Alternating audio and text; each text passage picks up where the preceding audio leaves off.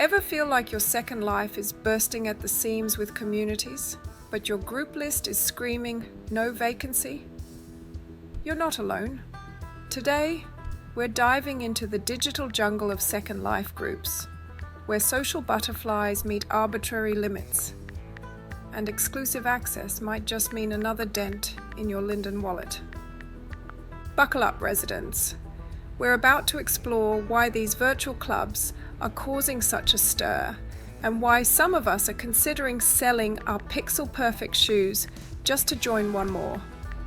Whether you're a group hoarder or a lone wolf, this one's for you. Let's unpack the good, the bad, and the "why can't I join just one more" of Second Life's group system. Groups in Second Life are the backbone of our virtual society. Think of them as communities or collections of users united by shared interests, goals, or affiliations within this digital world. They're versatile, serving a wide range of purposes that enrich our Second Life experience. At their core, groups are about connecting people. They're social hubs where like-minded individuals can meet, chat, and form lasting friendships. But there's so much more than just chat rooms. Groups provide a platform for sharing content, whether that's information about upcoming events, creative works, or exciting new discoveries within Second Life. For those involved in virtual real estate, groups are invaluable tools for land management. They allow for collaborative ownership and decision-making, making it easier to manage parcels or entire regions as a community. But it's not just about land. Take virtual stores, for example. Groups are the lifeblood of their customer engagement. That's how they keep their fashionistas in the loop about new releases, whether they're in-store or at the latest must-attend event. Need to announce a flash sale? Ping the group. And let's not forget about customer support.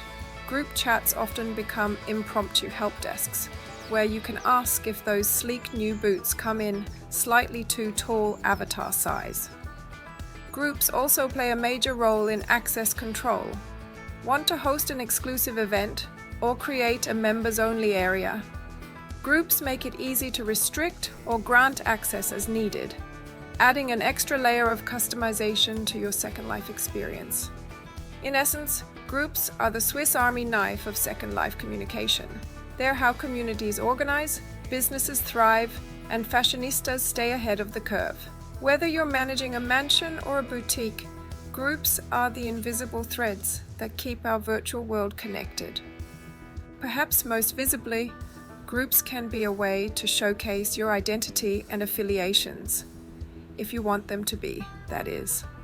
The groups you join can appear on your profile, giving other users a glimpse into your interests and the communities you're part of. But Second Life, being the bastion of personal choice that it is, allows you to hide groups from your profile too. Some residents take this privacy feature and run with it, creating groups solely to make a statement. Imagine scrolling through someone's profile and seeing just one group visible. Secret Keepers Anonymous. It's the virtual equivalent of wearing sunglasses indoors, mysterious, a bit cheeky, and bound to raise an eyebrow or two. Whether you're an open book or prefer to keep your digital associations under wraps, the group system caters to all levels of social transparency. The beauty of Second Life groups lies in their flexibility. You'll find groups dedicated to just about anything you can imagine. Fan clubs for popular creators, immersive role-playing communities, virtual campuses for educational institutions, and even groups for in-world businesses. They're the threads that weave together the rich tapestry of Second Life's social fabric, helping users navigate this vast virtual world and find their niche within it. Now, let's chat about the elephant in the virtual room. Group limits in Second Life. It's like trying to fit your entire wardrobe into a carry-on suitcase. But instead of clothes, we're talking about communities. Basic accounts get a whopping 42 groups, Ooh la la, how generous. Basic Plus users can strut their stuff with 50, while Premium members luxuriate in 70. And if you're a Premium Plus user, well, aren't you the social butterfly with your 140 groups? I'm usually down to my last 2 or 3 slots, which I guard rather carefully. I've joined groups for a single tempting gift, treating the membership fee like I'm at a boutique. I'll take that group membership, thanks. It comes with a free hat, right? But I've also had to make some tough departures, leaving paid groups with a heavy heart. As for DJ groups, unless you're mixing beats that can make me dance all night, I'm probably not using a slot for that. Some clever DJs have found ways around this, thankfully. Now, I do know not everybody maxes out their groups. In fact, there are plenty of people who like to brag about how they don't even use more than 30 groups. I think that's awesome, and my hat's off to you guys. I honestly have no idea how you do it. With everything and everyone having a group these days, it seems almost impossible to me. But then again, maybe I'm just a group hoarder. Different strokes for different folks, right? Of course, I get why we can't have unlimited groups. It'd be chaos, like trying to herd cats. Or worse, French bureaucrats. Give us an inch, and we'll take a kilometer. Or is it a mile? Who can keep track? So here we are, juggling our group memberships like a circus act, trying to decide which ones make the cut. It's turned us all into professional group curators. Move over, Louvre. I've got a profile to organize. Some savvy residents have found a workaround by using their alt accounts to join additional groups.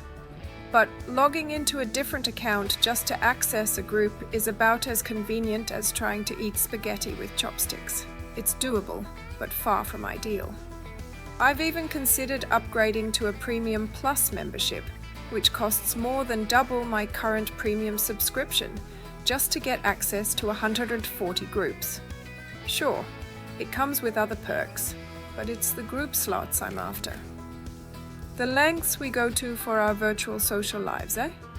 It doesn't seem quite fair that we have to shell out so much just for extra group slots. I can't help but think there might be a better way. Why can't Linden Lab offer add-on fees for groups? Imagine if you could pay, say, $50 extra a year for 250 groups, or whatever amount per month feels reasonable. It would give us more options without breaking the bank. Being able to buy more group slots at a reasonable price isn't just about expanding our virtual social circles. It's about having the choice to do so without breaking the bank or investing in a membership tier we don't otherwise need. Sure, it might make the membership page look a bit like a menu at a busy cafe, but it could be a win-win situation. For us residents, it means more flexibility in how we engage with Second Life communities. For Linden Lab, it's potentially another income stream. After all, not everyone can shell out for a Premium Plus membership just to get extra group slots. The current system feels a bit like being told you can only have a certain number of interests or hobbies in real life. It's restrictive and doesn't reflect the diverse ways people use Second Life. A more flexible, a la carte approach to group slots could cater to different needs without forcing users into higher tier memberships they might not otherwise want. It's not about having endless groups. It's about having the freedom to choose how many we need without arbitrary limits or steep costs standing in the way. Of course, we can't talk about groups without mentioning some of the technical hiccups. Groups with thousands of members often face issues, with group chats failing miserably at times. It's like trying to have a conversation in a packed stadium, not exactly ideal for clear communication. This technical limitation has led many to turn to external platforms like Discord for their group interactions. Now, I've dipped my toes into the Discord waters. I even created a server for Aussie shores. But if I'm being honest, I've barely used it. The benefits just aren't clear to me for my specific needs. That said, I can see why some people prefer Discord. It offers an offline solution, allowing you to stay connected with your Second Life communities even when you're not logged in. It's like having a 24/7 virtual hangout spot for your group. But personally, I'm still a fan of engaging in group chats within Second Life itself. There's something about keeping the conversation in-world that just feels right to me. It keeps the community centered around the virtual world we're all here to enjoy. These external platforms are a bit of a double-edged sword. They solve some problems, but create a disconnect from the very world our groups are based in. It's a tricky balance, and one that Linden Lab might want to address if they want to keep group interactions primarily within Second Life. As you might expect, residents haven't been shy about opening feedback threads for an improved group system. The current one is, let's face it, a bit archaic, though to be fair, a lot about Second Life is charmingly old school. One interesting suggestion that's popped up is the option for group owners to offer paid subscriptions rather than a one-time fee. I'm a bit on the fence about this one. On one hand, it reflects the trend we see in the broader digital world. Everything these days seems to be subscription-based, whether monthly or yearly. It's rare to find a service with a one-off fee unless it comes with a price tag bigger than my virtual wardrobe. There could be some benefits to this model. It might push group owners to consistently offer valuable content to keep their subscribers happy. I'm thinking of a group I'm in that used to offer exclusive items monthly, but now it's more like once in a blue moon.